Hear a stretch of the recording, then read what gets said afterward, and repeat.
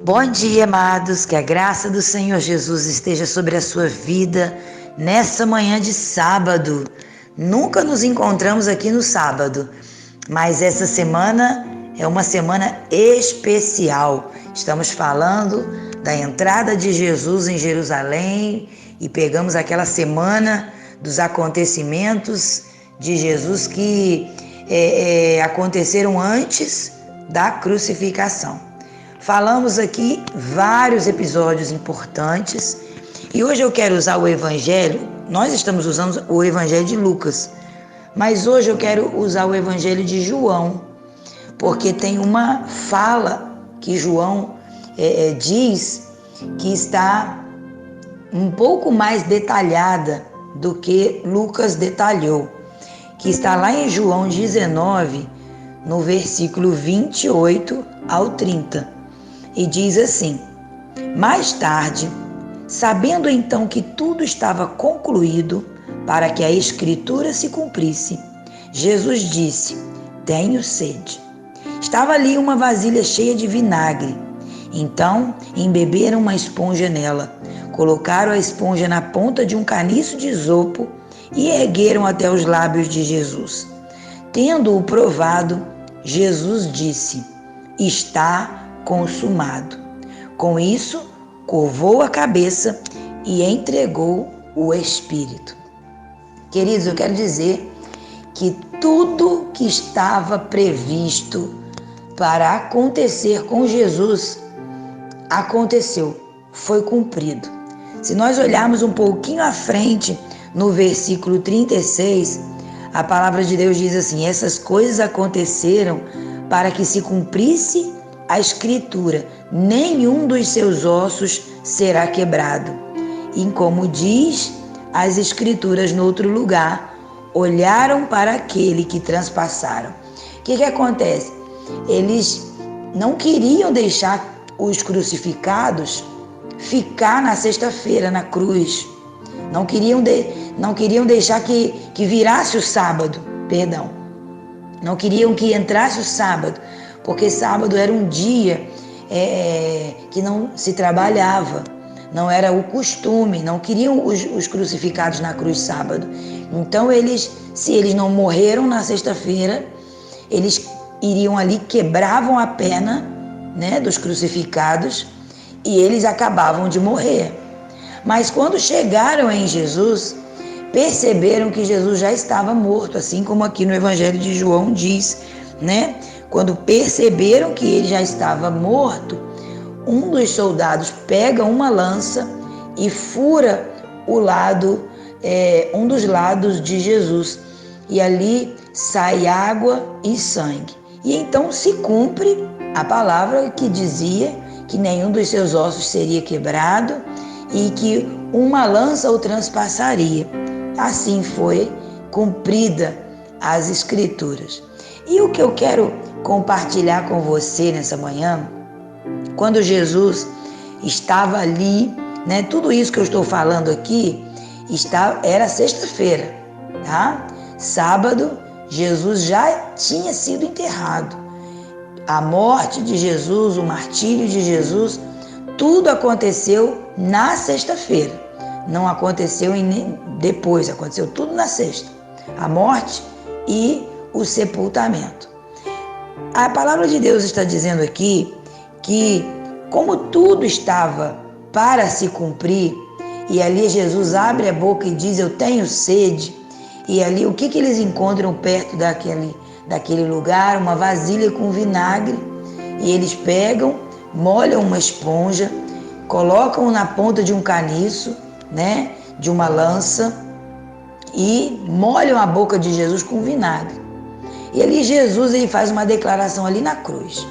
Ele declara, tendo provado o vinagre, Jesus disse: está consumado. Eu quero explicar o que significa essa palavra, está consumado. Do original grego, significa tetelestai.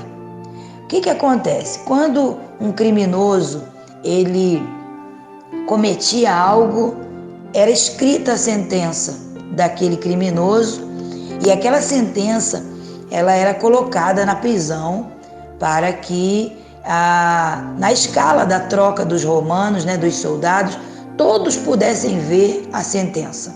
Todos os soldados, as pessoas que estavam ali naquele lugar, sabiam o que aquele homem tinha feito.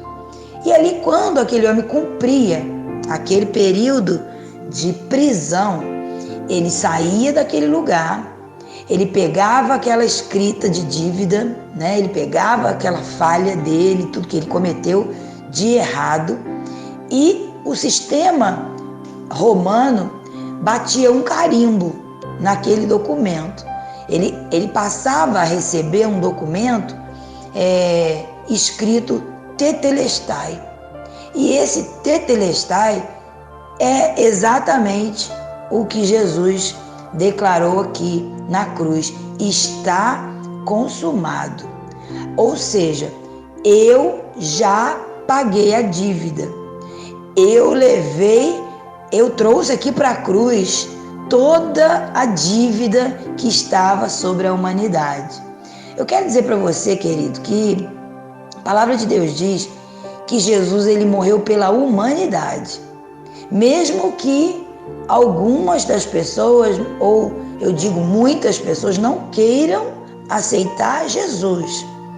Então, Jesus não vai deixar de derramar a graça dele sobre aqueles que o aceitaram. Mas eu quero deixar claro aqui que Jesus morreu por todos. Porque às vezes nós achamos que Jesus morreu por um, não morreu por outro, um foi predestinado para morrer com Jesus, para estar com Jesus, para ter a vida de Jesus, e outros não foram destinados a ter a vida de Jesus. Não. A palavra de Deus não me diz isso. A palavra de Deus me diz que pela graça nós somos salvos. Isso não é um dom que vem do homem, vem de Deus, tá? E quando Jesus morreu, ele morre por amor ao mundo. Ao mundo. João 3,16 diz: porque Deus amou o mundo de tal maneira, ou seja, não tinha nenhuma palavra aqui para dizer, e aí o autor colocou de tal, ou seja, de uma maneira tão gigantesca, que Deus deu o Filho dele unigênito para que todo aquele que crê nele não morra, não pereça, mas tenha vida eterna.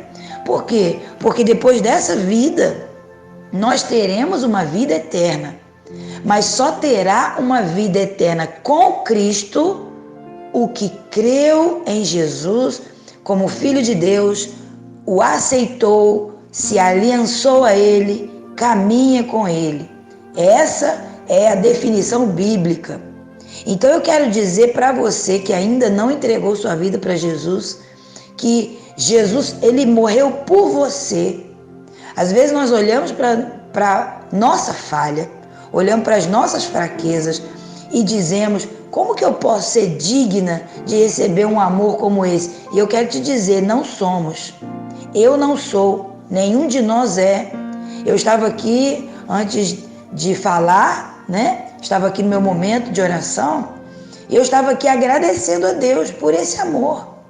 Um amor que eu não mereço, um amor que eu não fiz nada para merecer, um amor que cobre a multidão das minhas falhas, que cobriu as minhas deficiências, que apagou aquilo que eu transgredi, as nossas dificuldades, nossos pecados. E ali chega Jesus e fala: olha, está consumado. A obra que foi feita, ela foi feita de forma completa, como eu disse ontem. Jesus não está completando essa obra na cruz, não, meus amados. Jesus já completou. Essa obra já foi consumada. E Jesus abre a boca ali, ele está dizendo: tetelestai, não tem mais dívida. Então, quando nós entregamos a nossa vida para Jesus, a dívida que estava sobre nós, ela foi retirada. Porque na fé nós aceitamos o sacrifício de Jesus e aceitamos a ação de Jesus na cruz, pagando, cumprindo uma justiça, né? Então eu quero que vocês entendam nessa manhã que nós estamos debaixo de uma graça de Deus. Nós estamos debaixo de um amor de Deus. Foi derramado sobre a humanidade um amor tão sobrenatural que hoje você pode olhar para qualquer uma pessoa dessa terra e dizer assim, não tem jeito para aquele ali. A mente dele não muda mais, o coração dele não muda, ele é duro. Aquela pessoa fria, aquela pessoa que está aparentemente tão longe de Deus, você pode olhar e abrir a sua boca e dizer, não consigo ver mudança, mas Jesus olha e Jesus sabe o que ele fez naquela cruz. Então Jesus, ele vai estar sempre criando oportunidades para que aquela pessoa encontre esse amor. Porque eu quero dizer para você algo, querido, você pode ter o seu dinheiro, você pode satisfazer algumas vontades, alguns prazeres, né? Você pode ter a sua posição do trabalho, você pode ter uma posição, você pode ter o que você quiser, você já pode ter viajado tantos lugares, mas existe um lugar no ser humano que só pode ser preenchido pelo amor de Jesus. E aí você vai procurar preencher as necessidades do teu coração com viagem, com dinheiro, com prazeres que você consome, com aquilo que o seu dinheiro compra, com estudos, você vai estudar, você vai ter uma carreira, você vai ter um sucesso profissional, mas vai chegar um momento em que você vai precisar abrir a boca e dizer, eu preciso desse amor. Então eu peço ao Senhor, ao Espírito de Deus nessa manhã, que seja hoje esse dia, que seja hoje o dia que você vai abrir a boca e dizer, eu já bati em tantas portas, já procurei em tantos lugares, já tentei preencher algo dentro de mim que parece que é um buraco que não tem fim. Eu vou dizer para você, tem fim quando o amor de Deus entra. Porque dentro de nós existe um lugar que cabe o amor de Deus, que cabe a presença de Deus. E então ele entra ali, ele perdoa os nossos pecados, ele satisfaz as nossas necessidades, não com as coisas que são passageiras dessa terra, mas com uma presença eterna. Então, eu desafio você nessa manhã a experimentar esse amor, a abrir a sua boca e dizer, Espírito Santo, eu quero a presença de Deus dentro de mim. Jesus, você morreu por mim. Coloque você nessa lista, nesse versículo, porque Deus amou a minha vida de tal maneira que Ele deu Jesus por mim, para que eu não morra, não pereça, mas eu tenha a vida eterna. Coloque você na primeira pessoa. Eu tenho a vida eterna, morreu por mim. Porque quando nós falamos, Deus amou o mundo e Ele deu a vida pelo mundo, aí parece que a gente não se inclui. Mas eu quero que você se inclua nessa manhã, nesse versículo. Deus me amou de tal maneira que Ele deu a sua vida por mim, para que eu não pereça, mas para que eu tenha a vida eterna. Está consumado, querido.